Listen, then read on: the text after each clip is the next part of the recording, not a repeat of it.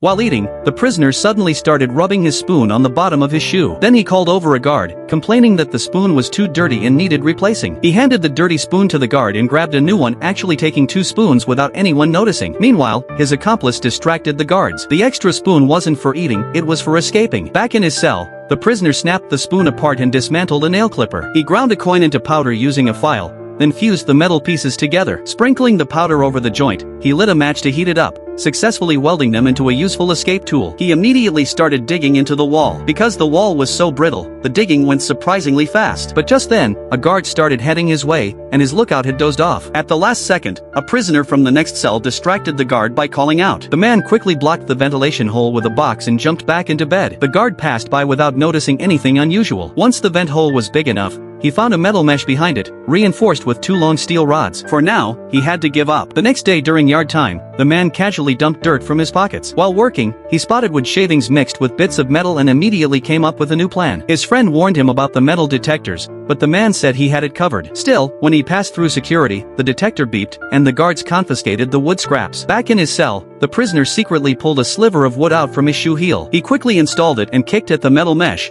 loosening it easily. Peeking through, he realized the shaft led straight to the prison's upper levels. But to fit through, he needed to widen the hole even more, which risked making the damage obvious to guards on their frequent rounds. So he got creative. He soaked torn newspaper in water, mixed it with wall dust to make a kind of clay, then shaped it into a fake vent cover. He borrowed paint and brushes from a neighbor and made a fake human head, using real hair he had swiped from the barber station. The dummy was shockingly realistic. Once everything was ready, he climbed into the duct and sealed the vent behind him with the fake cover. As he crawled upward, a guard entered his cell. The lookout across the hall tensed up, but the guard simply glanced inside, saw the fake body, and moved on. Meanwhile, the prisoner reached the upper levels, slid down a drainage pipe, climbed over the outer fence, and escaped from the prison that had held him captive for 3 years.